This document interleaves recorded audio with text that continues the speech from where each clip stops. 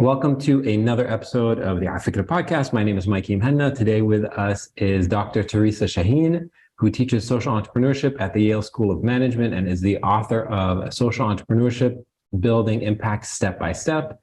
Teresa is also the innovation advisor to El-Fanar Innovation Venture Philanthropy. She helped start El-Fanar in Lebanon and has experience working all over the region. Welcome, Teresa, to afikra. Thank you so much, Mikey. It's truly a pleasure to get to know afikra's work and to be part of it in some small way. I think what you're doing is super inspiring and very much needed in the region. Thanks. So let me start out with some of the sort of more basic questions around, you are associated with the Yale School of Management. People think business, MBA, Yale has a famous School of Management. And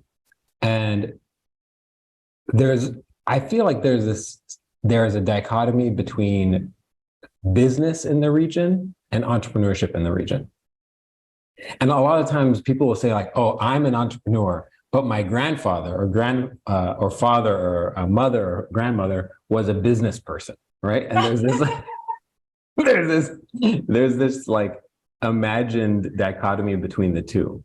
For everyone out there, what is the difference between being an entrepreneur and in today's society in 2023 and sort of just being a general business person? And why is that? Why is there such a obsession with entrepreneurship and innovation and not much attention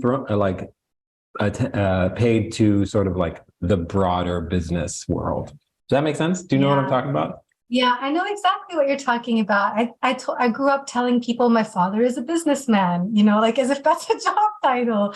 And that is a very commonly used expression in the Arab world.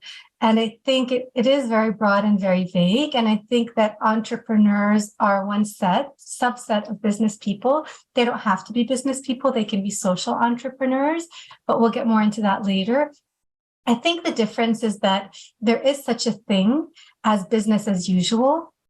And unfortunately, I think that is what most business people practice. They're not trying to change anything. They're not questioning assumptions or trying to do differently. They're just trying to make money, which is an honorable and noble profession. Like they're trying to take care of their family. What an entrepreneur does is look at things differently and create a vision for how things could be different and how existing resources could be mobilized differently, or maybe creating new resources and products and finding a way to create ecosystems and markets around that. And so it is very different.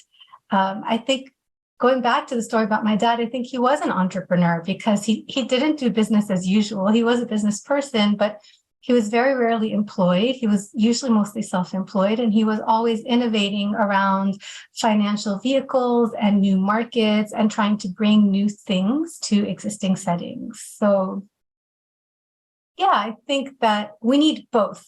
We need entrepreneurs that want to do things differently and create new jobs. And we also need existing businesses because that's where most people work and people need to make an honest living. Yeah. And I think existing businesses can play a huge role in sustainable development and social change. Okay. I'm going to get you to define this term, social entrepreneurship, because I suspect most people don't know what this term is. And many people who think they know it feel a little shaky on the definition. So give us a sense of very specifically, what does it mean to be a social entrepreneur as opposed to just a regular old run-of-the-mill entrepreneur? Okay, sure. So the most easy and simplified way to say it is that social entrepreneurship means being entrepreneurial about solving social problems. So the end goal here is creating more social justice and creating a more just equilibrium where other people benefit, not just you. And the entrepreneurship part is more like the means to an end. Like in order to create a more just system, we have to question assumptions and be innovative and mobilize resources differently and be more entrepreneurial about that. But the business aspect, the revenue generation, it's a means to an end. And in the end, in and of itself, is the social change that you're creating. Okay, so this is an area that I think there's a question mark about. when somebody comes to you and says, hey, listen, I have a cool social venture I want to start, I have a really cool idea, and I'm just going to go out and look for funding for it. Is your response, no, wrong answer, you need to figure out what the business model is? I mean, what is the advice that you give to somebody when they say, I'm a social entrepreneur, but I haven't figured out the business model yet, and I'm just going to go out and look for funding first? I'm okay with them not figuring out the business model. I think a lot of people think that social entrepreneurship is about finding a business model. That's only one small part of it. A huge part of it is understanding the problem that you're trying to solve. What is the social problem? Why does it still persist? You're not the first person that cared about this or even had an idea to change it. So what have others tried before you? What has worked and what hasn't? That's the part that I concentrate on when someone comes up to me with an idea. Does this person actually have experience working on this social topic? Have they talked to a lot of people experiencing this social challenge and or working to improve it? And if yes, then I do encourage them to, if they have a way of doing things differently, I do encourage them to seek funding and to partner with others, most importantly, as long as they're not trying to do something by themselves. A lot of the time, you honestly figure out the revenue model as you go along. And even the most high profit entrepreneurs are also like that. Like, I don't think Facebook had a revenue model when they started. I think that came later. I'm not saying that Facebook should be an example or golden standard for anyone to follow, but so I think it's okay if you don't have everything figured out. But if you're familiar with the problem and have an idea about how existing stakeholders could work together differently to address it, then yeah, I say you test it out. Okay, I have another question. In Lebanon, at least, a bunch of your experience is in Lebanon, and that's where I am right now. There's a lot of cynicism about the nonprofit sector, an enormous amount of cynicism, because there's so many stories of corruption, and this person got this much funding from this outside source, and where did all the money go? There's a lot of cynicism about that entire sector. Where does sort of the nonprofit and sort of charity world end and the social entrepreneurship world begin? Like, why are those two sectors different? And then I want to talk about how, as a society and sort of people who have vested interests in these outcomes, how we can actually keep these organizations operating as the best version of themselves and not sort of fall prey to some of the sort of standard corruption that we can see. I'm going to answer your question about what's different between charities and social entrepreneurship. But first, I'm going to say people are really cynical sometimes, and I invite them to think about what the nonprofit sector in Lebanon has done for them. And there are a lot of corrupt nonprofits, just like there are a lot of corrupt for-profits, and there are a lot of corrupt academic institutions, and there are a lot of corrupt government institutions. I don't think the nonprofit sector in Lebanon is more corrupt than other sectors. I think the nonprofit sector in Lebanon has achieved more than the government in some sense. And for decades, especially during the Civil War and afterwards, the nonprofit sector focused on providing education and health and humanitarian relief and food. And there are so many inspiring NGOs in Lebanon that deserve to survive and thrive and continue doing their work. Now, what is the difference between charity and social entrepreneurship? Charity is when you're helping individuals to survive in the current system. And social entrepreneurship is when you're trying to change that system so that these individuals won't need your help in the future. That's the really basic way of saying it.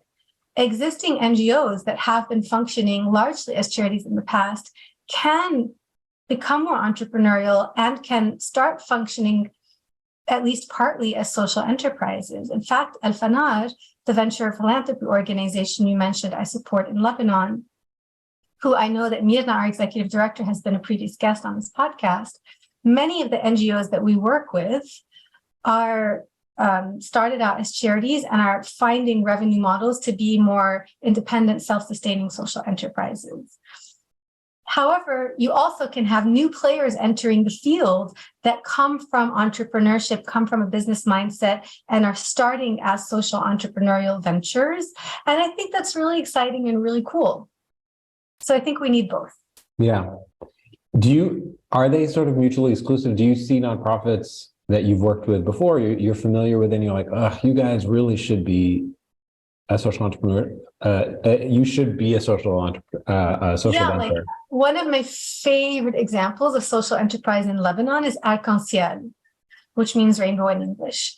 And a lot of people just think of them as a charity, right? They work with handicapped people, and they do recycling, and they have a lot of great programs. But Arc-en-Ciel actually generates revenue. They have, I think, a wheelchair manufacturing facility.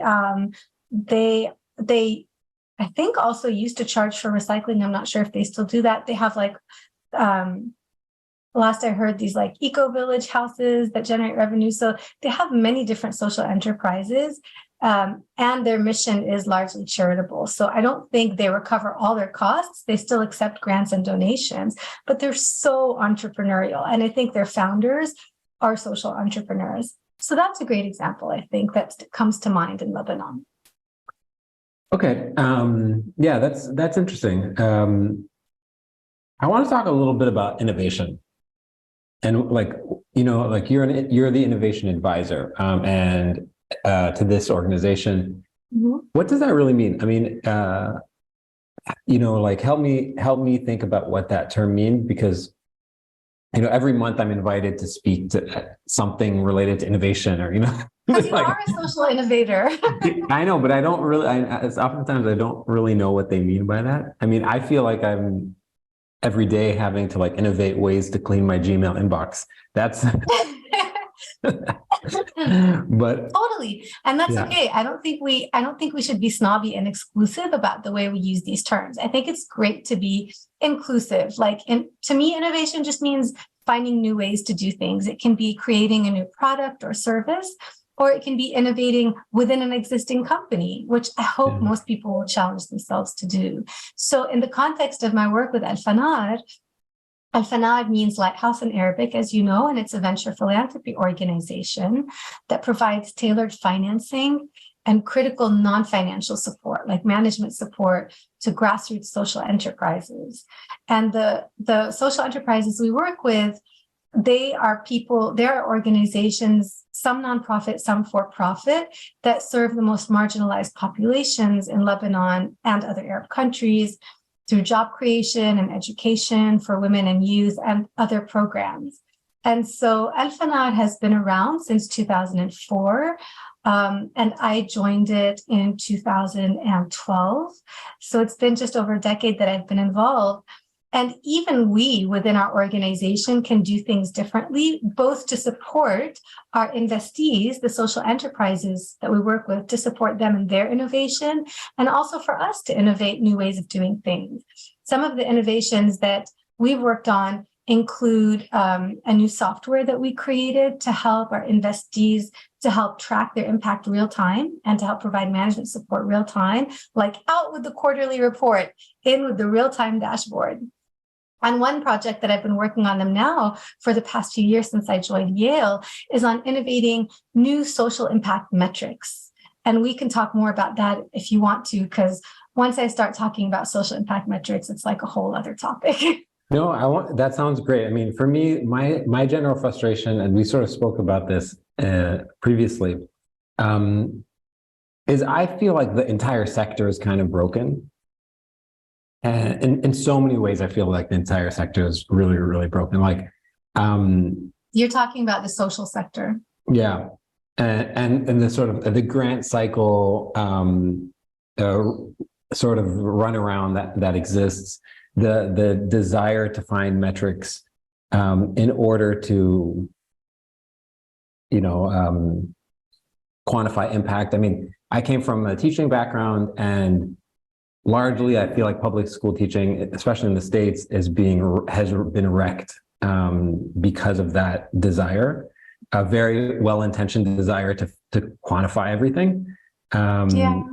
but there's like all test these scores instead of actual learning outcomes. yeah, test scores instead of learning outcomes, and it comes from a very, very, very well-intentioned, benevolent desire to improve the quality of education and the quality of the ultimate lives of the students.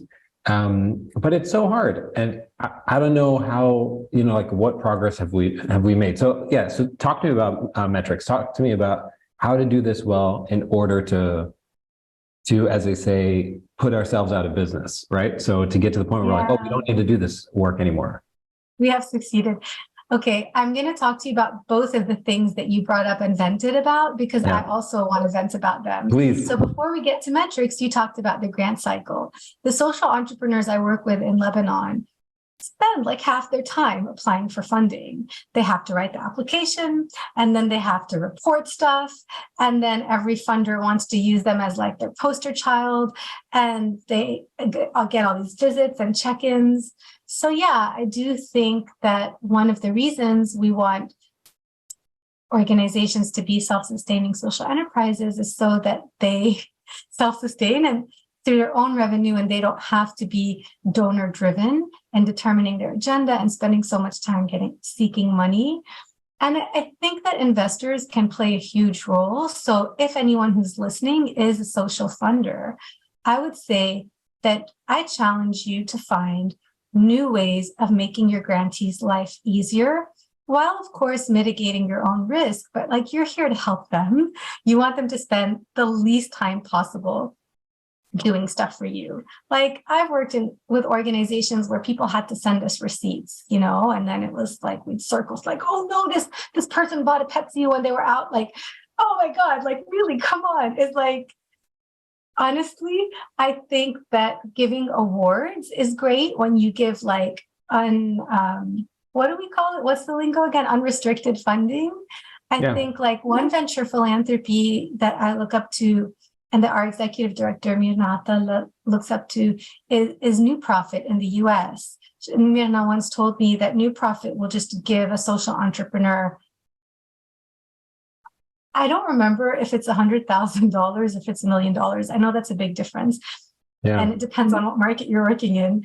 Maybe in the US it's $1 million and in Lebanon it would be 100,000. But the point is they just give them a large amount of money just so that the chief executive will be able to sit down with them and have the bandwidth to talk and innovate and think about how they can be doing their work better. I think Echoing Green does that as well. Shoka gives monthly stipends. Echoing Green gives these fellowship awards. A lot of organizations that support social entrepreneurs do just that. Like, they find people who have shown results and they support them to get more results.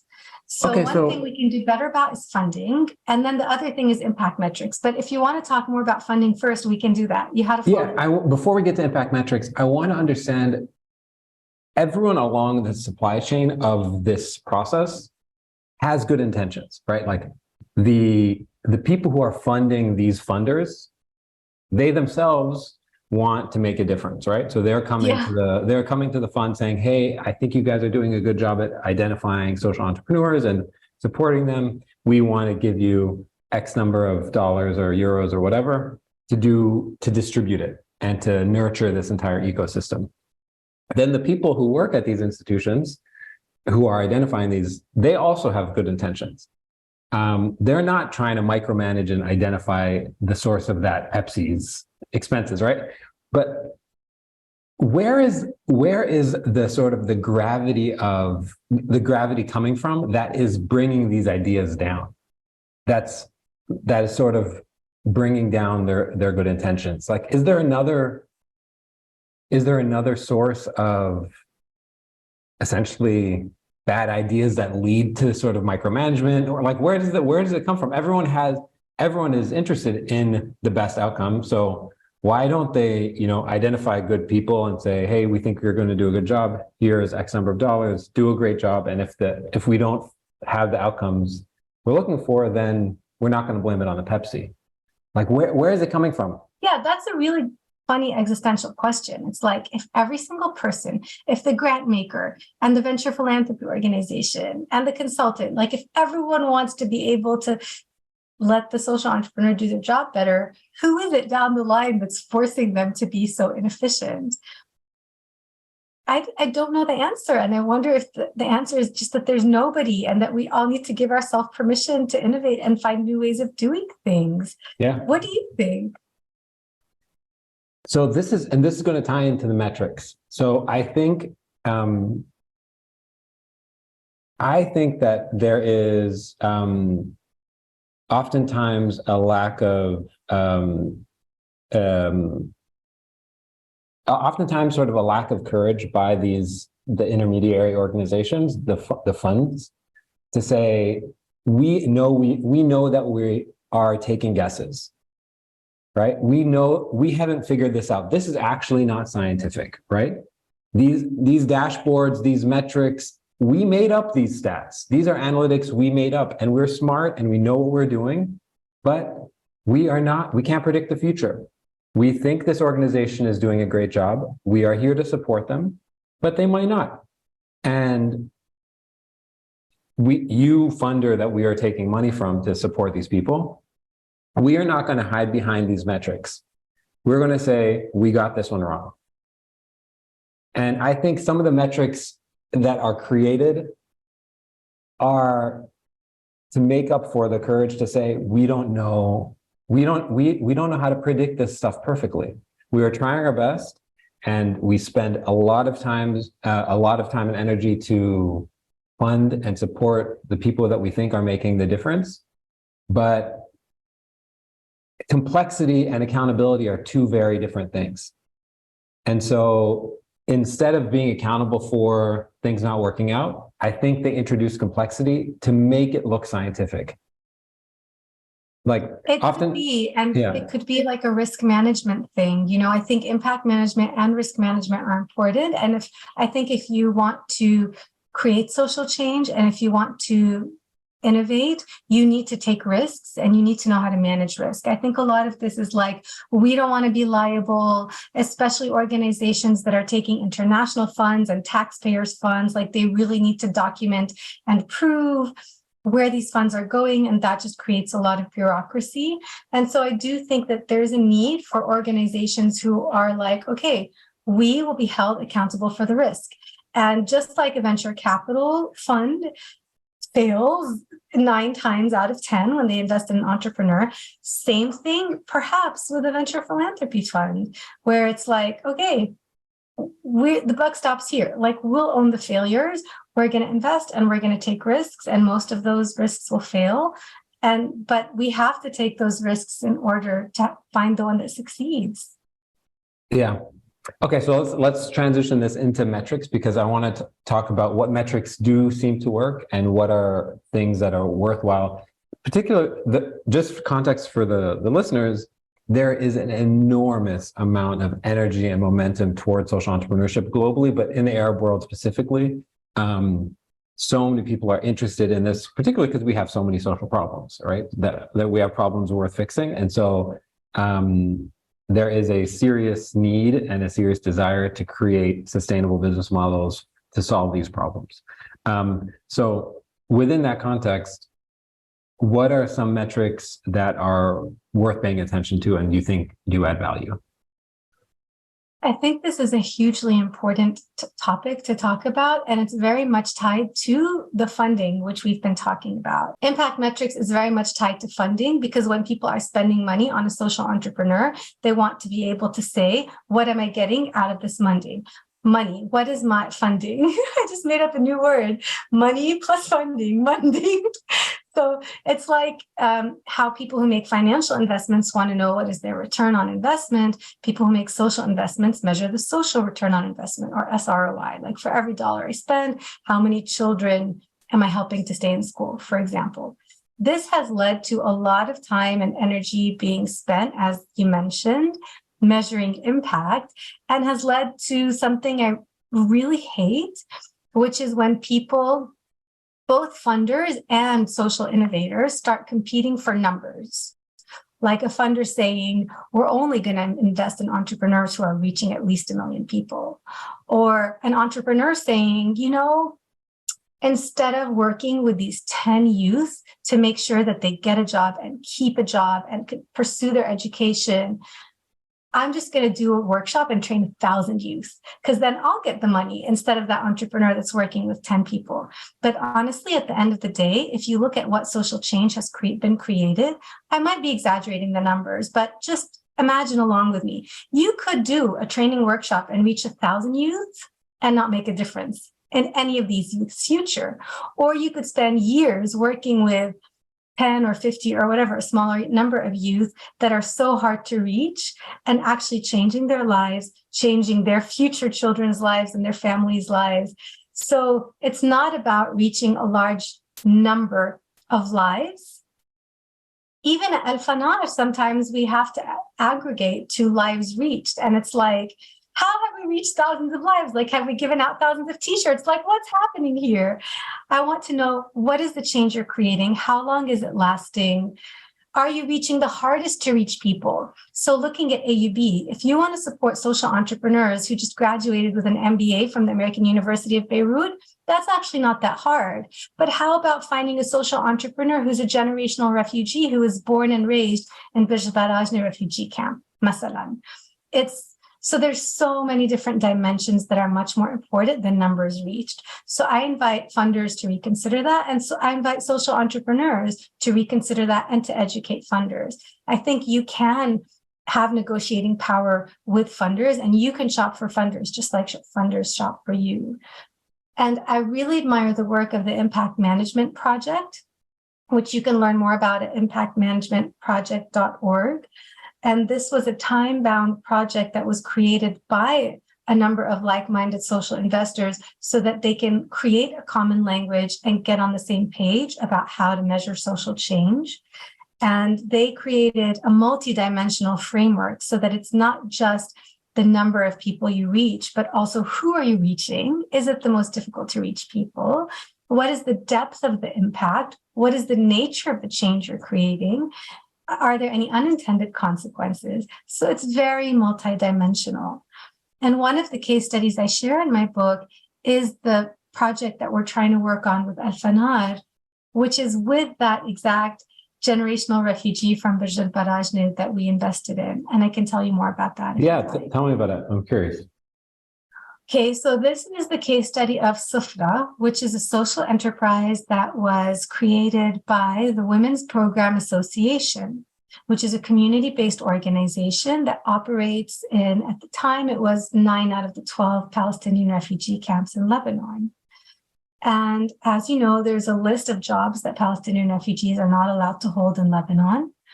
And there are a lot of tensions between refugees and host community, and just a lot of barriers that they face.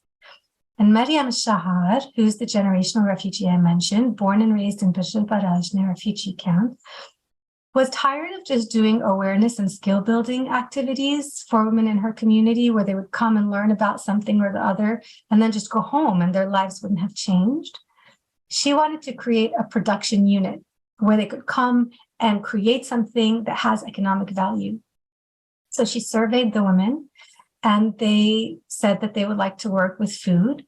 It's something that they were already working with, that was socially and culturally acceptable, and also that was economically viable in the geopolitical context we work with. Like a low-cost food business has a shot at succeeding. So when I was launching El-Fanar in Lebanon in 2012, one of our board members told me, you might want to meet Mariam. And I think it was through a UN contact that they knew about the Women's Program Association. And Mariam pitched this idea to me as soon as I met her. I recognized a social entrepreneur when I saw her. This was not someone who was just doing charity as usual. She really wanted to disrupt things. So she pitched this catering company, and we seeded it after a long due diligence process, and we supported them. They partnered with Tawlet Su'et Tayyib, which is another leading social enterprise in Lebanon, on training and hygiene and safety and branding and just everything. And we launched Soufra, which is this catering company. And Soufra, by the time I handed over the day-to-day operations of El-Fanar, Lebanon, many years later, we had about 5 or 6 investments in our portfolio. It's since then more than doubled. But at the time, even though Maryam was only 1/5 of the portfolio, that venture was taking like half or more of my time. And by the way, for those who want to learn more about Soufra, there's a documentary about them. And you can watch the trailer on YouTube, and you can visit soufrafilm.com to learn more. It's SOUFRA film.com. So they were taking like half my time. They were taking 1/5 of our funds in Lebanon. And it was like 30 women or less. We were not reaching hundreds or even thousands of women. So how do you measure the social change you're creating? Is it just number of lives reached? Is it just the amount of money these women are making per day? Even if you multiply by the number of people in their family, like on average in the refugee camp, there's 5 or 6 people per family, it's still just like a couple of hundred people. But to me, I felt this was making such a huge difference because we were changing who participates in the market. We were figuring out new legal and regulation pathways for them to launch their food truck. We were changing the way these women perceived themselves, the way their daughters and sons and husbands and the rest of the community perceived them. And I felt like they were changing what it means to be a refugee and to be a woman. And one thing Maryam used to tell me is that the moment I walk through the door, she feels stronger. She used to have a lot of dreams that she may not have attempted to implement or would have implemented in a donor-driven way, the way they used to do things before they started working with us, that she is now implementing as a social enterprise. Like she started a daycare. That used to be her dream, is to start a daycare, and she was able to do it. And so when I was presenting this work at Yale, I was invited to speak at Silliman College, which was headed by Dr. Laurie Santos, who's super famous because she teaches the science of happiness. And number one course on Coursera. The Happiness Lab, yeah. And so I was just kind of venting about how we're not good at measuring change because the number of lives reached doesn't capture this. And I was kind of venting these women have become agents of change. And how do you measure that? In a rhetorical way. And Laurie was like, hold up. Of course you can measure agency. That's what we cognitive psychologists do. And so we were chatting after the talk, and she was saying, let's just start a research study with Maryam or a similar social entrepreneur, and let's demonstrate that when you're talking to your funders, you don't have to go to numbers reached. You can talk about this transformational effect you're having on individuals and community because you're activating their sense of agency. They went from being hopeless and helpless, which I believe is the biggest disease in Lebanon, that everyone, refugees and host community, just feel hopeless and helpless. And for a very good reason. There are so many social problems and no one feels, except for a small handful of social entrepreneurs, that they can do anything about them. And by the time they practiced social entrepreneurship and came out on the other side, they were activated as agents of change, and they felt they can dream about change and they can be part of implementing change. And that is priceless. And that competes with hundreds of AUB MBAs that we gave a couple $1,000s to start their ventures. That's huge. So we're now doing this research study with Havenly, a very similar social enterprise in New Haven, Connecticut, where I live and where Yale is based, to see if we can capture those more qualitative aspects of social change and the people that we work with. So it's not perfect. It's still trying to break something down into metric, but it at least creates this kind of awareness that it's about more than reaching a large number of people. And Havenly is taking it to the next level. I'm so happy I'm working with them. By the way, their website is havenlynhv.org. They actually don't just see success as helping a woman get a job and keep a job. They see success as helping a woman, migrant or refugee, to the US, know what her rights are and advocate for her rights and advocate for changing the laws and policies that affect her living situation, her housing, transportation, etc. So they're really looking to create ripple effects and systemic change in society. And that brings me to a framework I'd like to share, which was put forth by Ashoka, which is one of the organizations that supports social entrepreneurs. And they talk about these 4 concentric circles that really kind of illustrate in a metaphorical way the ripple effects of change. The first circle is direct service, which is like, okay, how many number of people are you reaching? And the second one is scaled direct service, like, okay, can we reach more people? Or can we scale deep? Like, can we have a more in-depth change? And then this third circle is systems change. Systems change is the kind of stuff I was talking about with that food truck. Like, are you changing who participates in the market? Are you finding new pathways for people to do business? Are you changing laws and policies the way the women of Havenly are doing? And then the last one is framework change, which is kind of harder to capture, but it's like, are you changing the way people even think about this? And Ashoka has a great example of framework change where they say, 100 years ago, when schools and ministries of educations were created, the framework of education was like every child should be literate and numerate, right? Everyone deserves to read and write. But now Ashoka sees their vision is a world where everybody is a change maker. So they're creating a whole new framework for education. Like, reading and writing isn't enough. You have to see yourself as an agent of change. So that's how impact metrics need to evolve, so that the work that is trying to meet those targets evolves from service to direct service to systems to change to framework change. And you can't capture all of those levels of change with numbers. So I warned you when I start talking about no, but when do we? I can't stop. Yeah, I mean, I feel like I know I need to keep a sort of my cynicism at bay, but I can't help it. I can't help it because I feel like I'm in the conversation. If you're cynical. I feel like I'm just in the bathing in the ocean of cynicism. But like, it's a very polluted ocean you're bathing in. Yeah, I know. Metaphorically and technically. Yeah. I feel like if I was having this conversation 60 years ago in the 60s, somebody in my position and somebody in your position could be having a similar conversation, and they could be talking about how much the organization, the Ashokas at the time, were pushing the needle, right? And then there's like, oh yeah, we didn't actually get that one right. There's all these secondary and ripple down effects, like. So what do you think the very smart people at these organizations who understand that, like, this is not an original idea that I'm saying right now, what are the sort of possible knockdown effects that are unintended consequences of this entire sector growing and approaching it with this framework that we should be thinking about? Like, once upon a time, we were saying everyone should invest in charity. Charity is the way to go, obviously, right? Obviously, that's the way to go, right? 100 years ago, obviously, that is what we should be doing, right? We should be investing and giving people soup kitchens and all this different stuff, right? Like, that is clearly the way to go. And then there's secondary consequences to that. Then we say, well, maybe this framework doesn't work exactly as well. And then we do something else.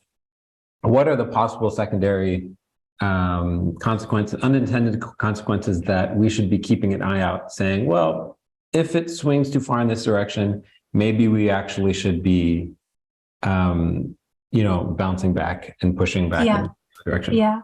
There are 3 that come to mind.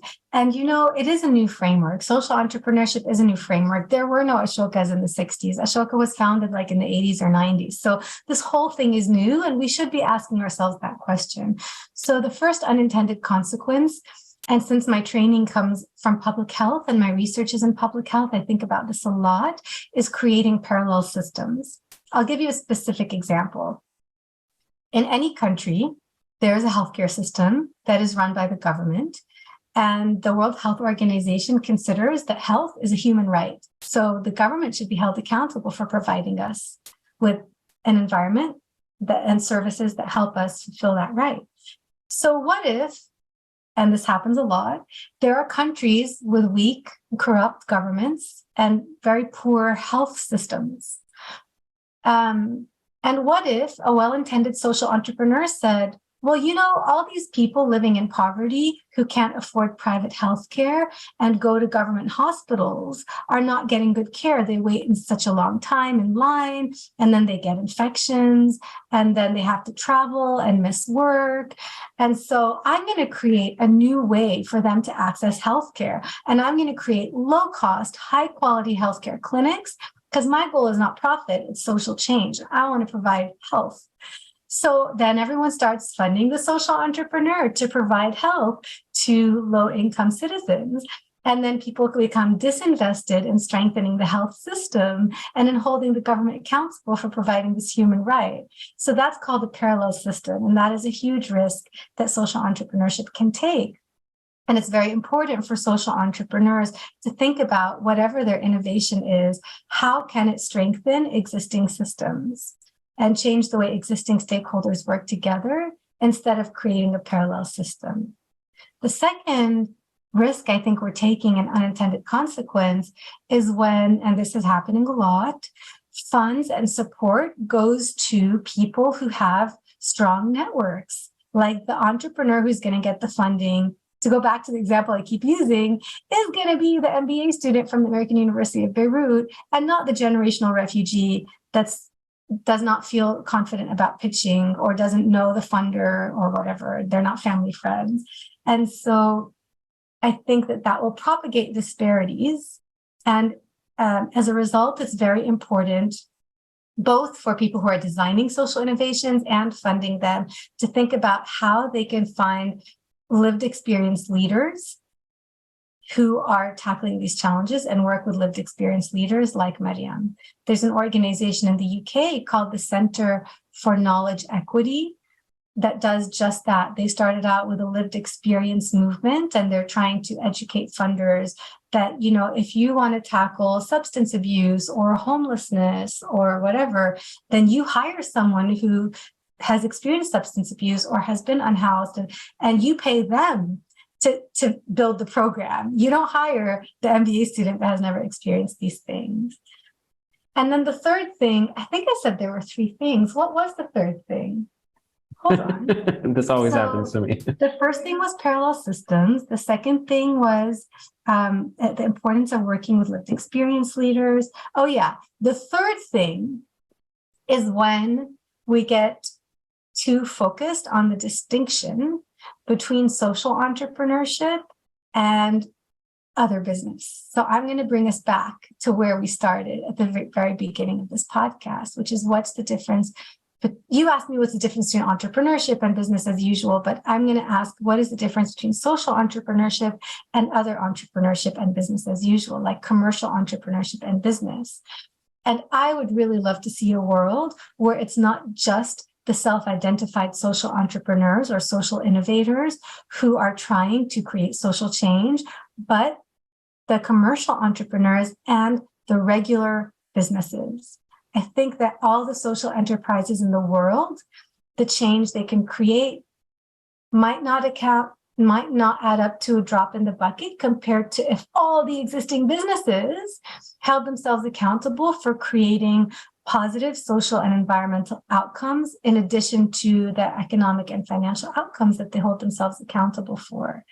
And every business has the opportunity to pick at least one sustainable development goal, which is the set of global goals that the UN and businesses and governments have dedicated themselves to, which include like every topic you can think of, like health, education, poverty, climate, etc.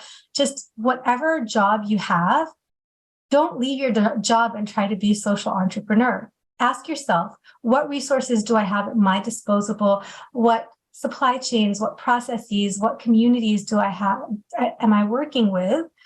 And how can I make some kind of change that's in line with my growth strategy and economic growth, and that contributes to positive social and environmental change?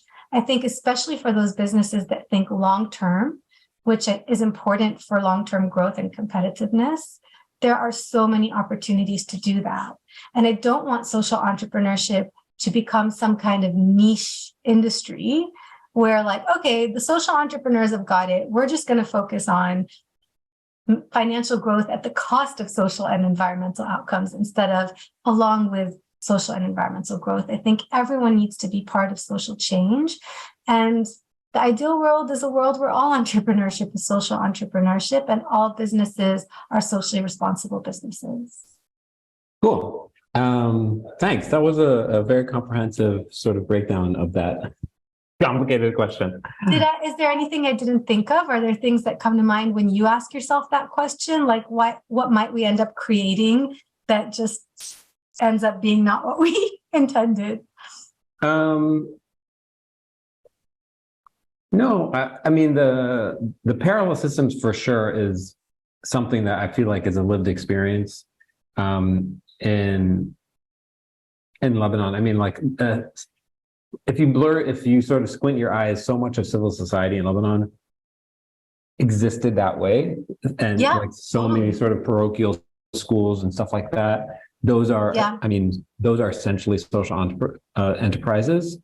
We don't use that terminology because they're old-fashioned, they're religious institutions, but they're basically social enterprises. And then they have huge political repercussions. Yeah, and so that is a fundamental problem. And I kind of disagree with the last sentence you said. I mean, the last sentence you said had two parts to it, and I think I agree with half of it, but not the second half. You said ideally we live in a world in which all organizations are social enterprises, and then you're like, or socially responsible. I definitely agree with the second part because I do believe that a telephone company should be socially responsible. I don't think that they should be social enterprises.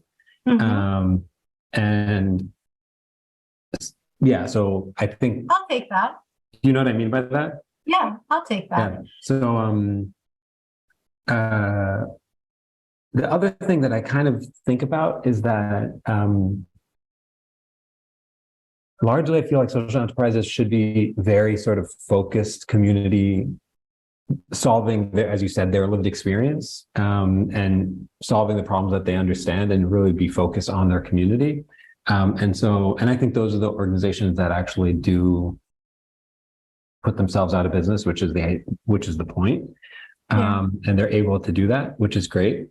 Doing stuff sort of at a broad scale, I think is really, really hard because the nature of these problems, these systemic problems are so nuanced and so impacted by their own communities that to sort of have a one size fits all approach, even if you kind of customize it, they're so hard because they're local stakeholders and local nuances that are unavoidable. I want to get to our quick Q&A and then we're going to wrap up. So let's talk a little bit about the quick Q&A. Okay, first, what are you reading or watching these days? I'm reading a book by Robert. Does this have to be related to social entrepreneurship? No, okay. No. I'm reading a book by Robert Galbraith, which is the pen name for J.K. Rowling. And it's one of the books in the Cormoran Strike series. So it's like a detective series. So that's the book that I'm reading right now. And I'm I just finished watching on Netflix, Grace and Frankie, which is this comedy about these two older women that live together. And they're total opposites, and it's just like really funny and silly. Yeah, of course. I love that show. Who would you love to shadow for a day, past or present? I think I would want to shadow AOC. I think she's awesome. Yeah, definitely. Cool. What do people most misunderstand about your work? I think they think that social entrepreneurship is about business models, and it's not. It's actually about figuring out how to create social change. Cool. And then the last one, I was one of those people. And that's why I think social innovation or just social change is hard. Like, I'm creating this new Coursera course that's going to be out very soon where everyone can basically take my course at Yale for free, and they don't have to buy the book. They can just watch the videos for free. And I'm trying to figure out what to call it. So if anyone has ideas, definitely tell me, because I don't want to call it social entrepreneurship, because then it will just come with all those misconceptions. It's just like how to create social change. So maybe I should just call it that. I think you just did. Whose work do you admire or are inspired by? I'm going to change this question. Outside of your sector. Because thank you. That's such a nice there's an endless number of people inside your sector.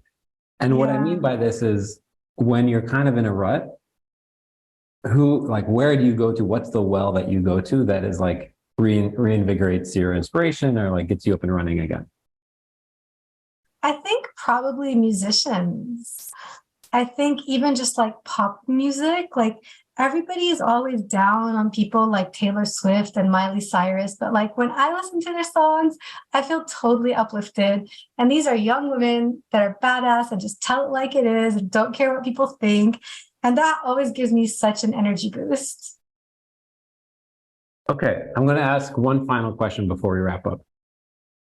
What do you think are some of the big social problems, systemic problems in the Arab world that need changing, right? And you don't necessarily know how to change them, but you're like, I wish some more people were chipping away at this and sort of iterating and trying new stuff, because there's a problem. This is a knot that doesn't seem to be untieable right now. And I wish there were more people trying to untie this knot. I think voting. Honestly, I think voting, like we wouldn't need social entrepreneurs if the government was doing its job. And people, for some reason, don't feel like they have the sense of agency or accountability to choose who represents them and change the government.